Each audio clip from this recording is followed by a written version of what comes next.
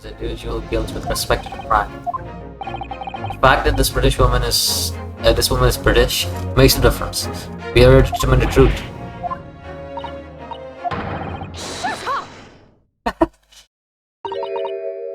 It should be silent. Okay.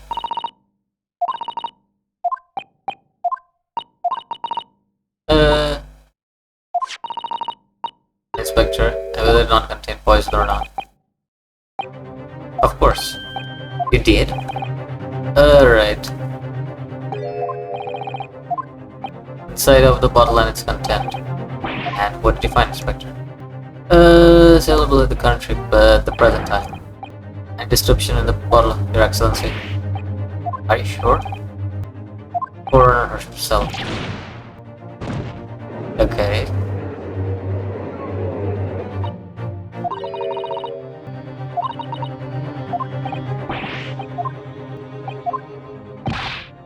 This cannot be right. Everything falls into place if he was poisoned. As asserted, a shot to the chest from the gun is a conceivable cause of death. The accused, who was, by his own admission, was holding the weapon, is only possible culprit.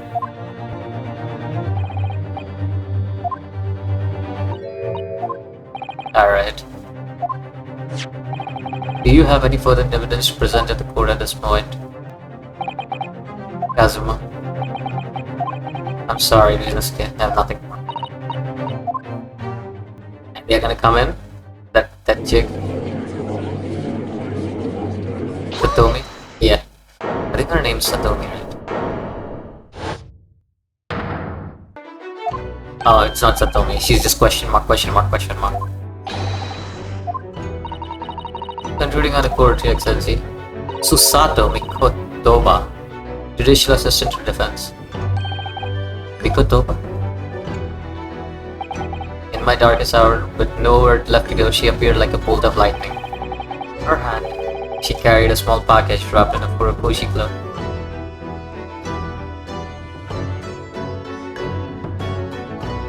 Oh my god, there's still more. I want to complete this chapter. I'm very invested right now. Yeah, of course I'll save. Well, I'll save. Don't be like that. I need to save. I am very invested right now. Very, very invested. Plus, it's only been an hour, so I'm totally fine with recording further.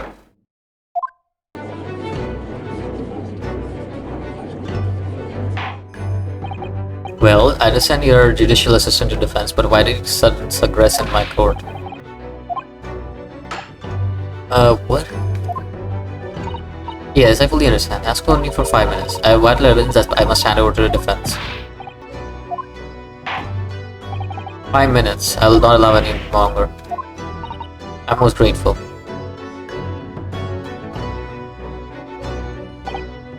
Who exactly are you? There is no time. Please accept this for now. What about something written in English? Giselle Brett's research. After trial resumed earlier, I hurried back to the university. I went to Dr. Wilson's laboratory in the medical faculty and borrowed this paper. That's right, Miss Brett was studying under the professor, wasn't she? So does this research, whatever it has, to do something with the case? I'm afraid I don't know. I haven't been able to listen to the proceedings of the trial myself. Of course not. Maybe there is a poison. Special characters of cure and effects on human subjects. Interesting. Cure, what's that? Time's up. The prosecution demands immediate removal of this female trespasser. There was a little too time for me to read it in detail, but I have summarized what I could in note below. Alright, thank you. Goodbye then, and good luck. We have had long counsel. We cannot detain our English guest any longer. I asked prosecution defense one last time. Does any side have any further evidence to present? It is okay, we're out of option. This is our chance. Your Excellency, defense does have a new evidence. Let's look. Well, Miss Brett. Yes, Your Excellency. If you wouldn't mind, perhaps you would grace us with your presence.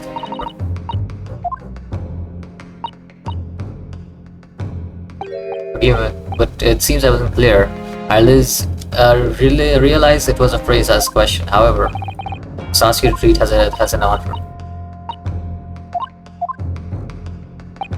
No apologies, dear lady. So, counsel, what is this new evidence? I can actually read it. See what that is either as well. Poison made from bark of certain trees and jungles of South America. The hunter of the region had used it since ancient times to incapacitate the prey. Instant paralysis of antibody and subsequent death, even in minute doses.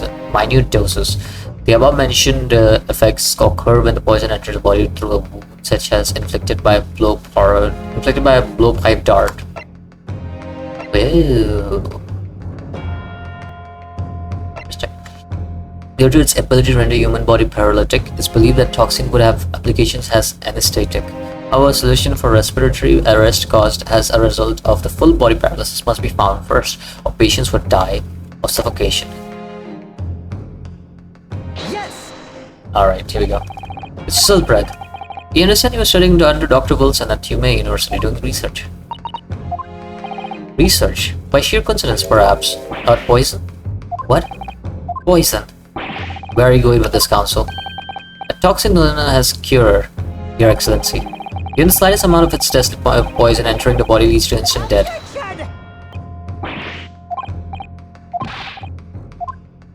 You wouldn't have. What do you mean? I mean, you wouldn't have heard of cure before because it's one very simple reason.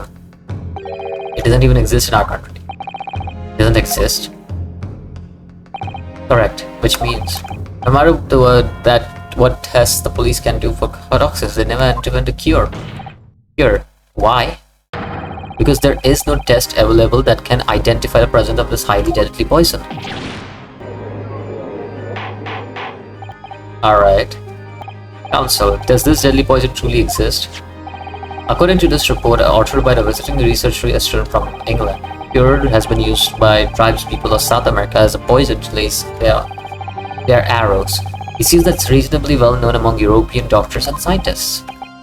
Lace the arrows? The report states that it is produced from extract of tree that grows deep in the Amazonian jungle and was first brought back to Europe at the turn of the century by explorers. It claims that animals shot by arrows laced with cure suffer instant death. Isn't that about sum it up? Miss Breath.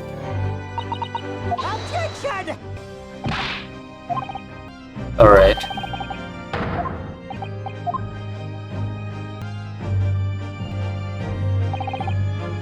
But there is... Wait, there is another thing. According to however... What do you mean? The other way around. The very fact it didn't show any visible signs of distress is evidence that cure was used.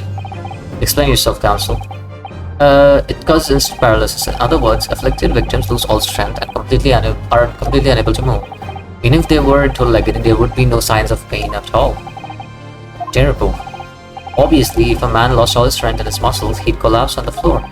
But with a chair under him for support, as Dr. Wilson did, the effect would go largely unnoticed. But I don't follow, Kazuma. That's just paralysis. I thought the poison caused instant death.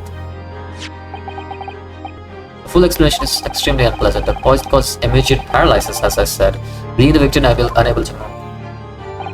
But after a short time, the paralysis is so severe it causes the muscles that control respiration to fail.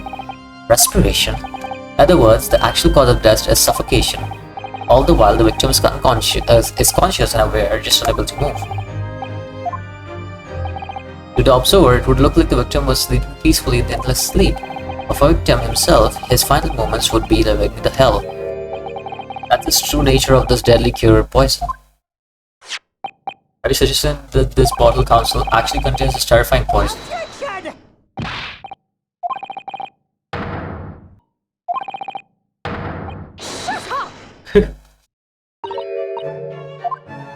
Oh my god.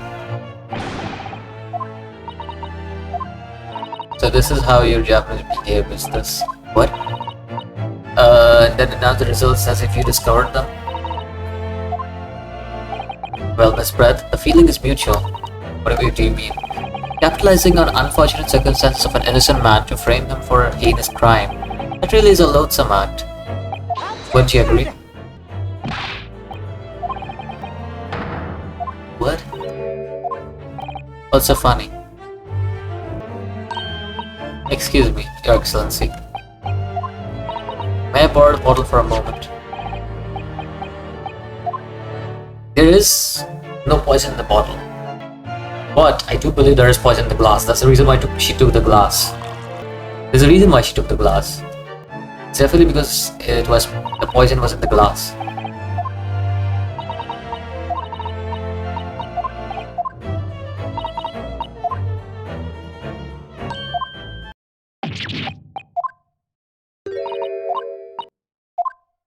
Yeah, the poison is in the glass for sure.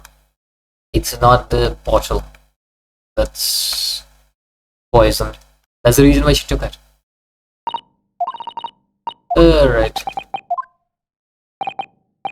Okay, bottle was clean. Is that what you're saying? You look quite little boy, but of course, that's the simple truth. Thank you for presenting the findings of my research so concisely here and grand venue.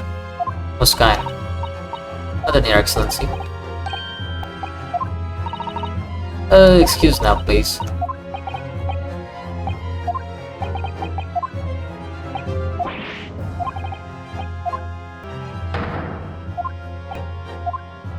Well, it's okay.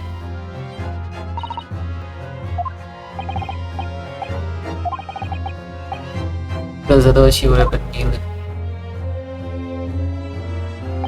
Come on, Reese, we have all the clues. Bottle of water. Bottle of water contains no poison. Yeah. Wait. There is something I need to see though. What if...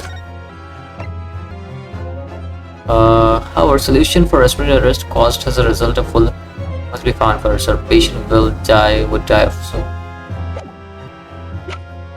Bottle contains... I don't think it's containing poison. There is no poison in that bottle. What? Why didn't skin? Is it all? If there was poison, she'd be dead by now. Sometimes. What? Okay, so there is poison in the bottle?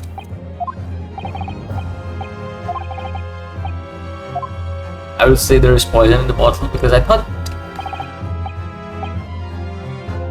that is the poison. Okay.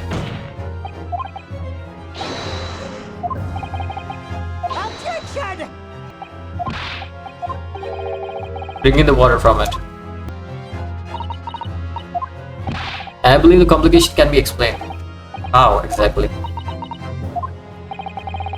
Alright. It has to be.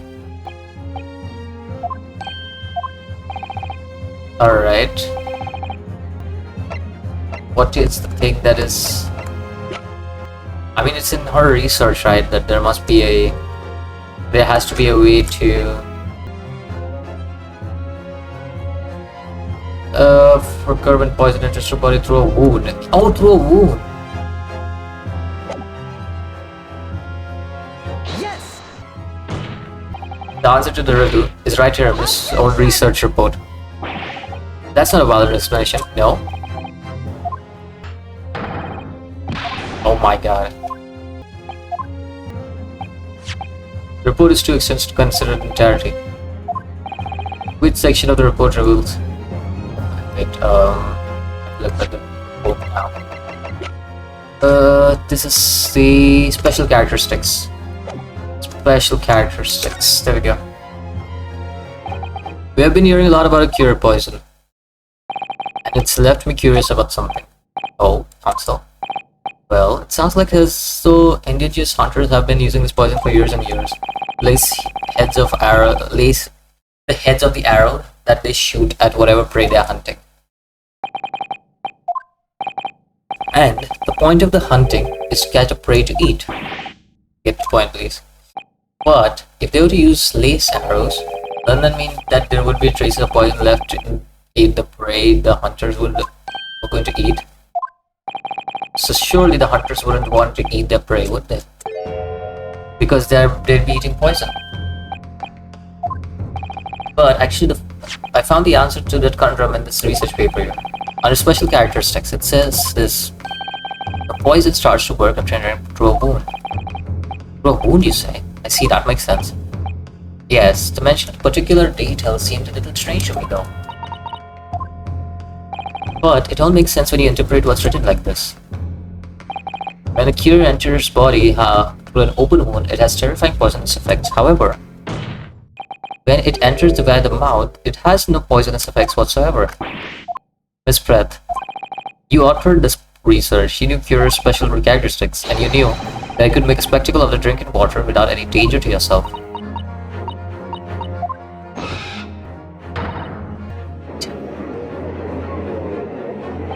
Ballerina's kid, turns out. You are even better lawyer than I thought you'd be. Me? A lawyer? Objection! Shut up! You look silly. What are you saying? The schoolboy's fatal flaw. Law? Okay. I mean, he literally had it removed, remember? As Kamali went drunk. Professor wouldn't have died if he swallowed it, would he? But he would. He has an injury. The gum. He had just removed his teeth. That is his injury. Oh, so the...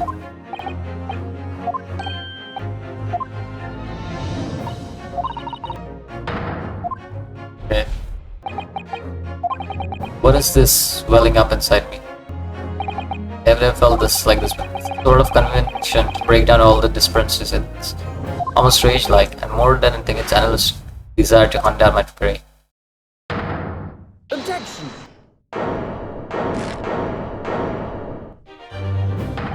I don't think so, Miss Giselle Brett.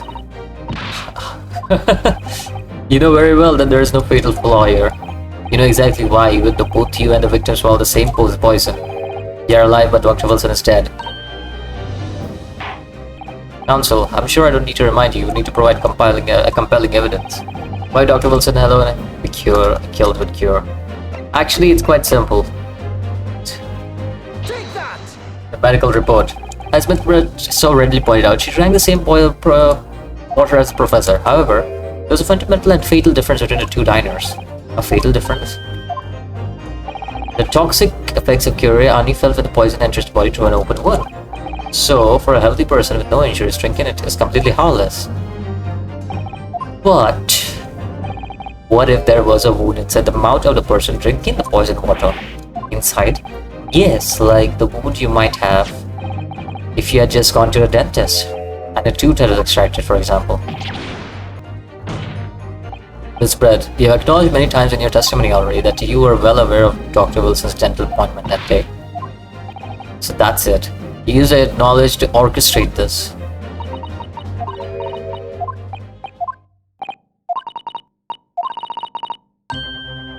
Alright, what do you mean?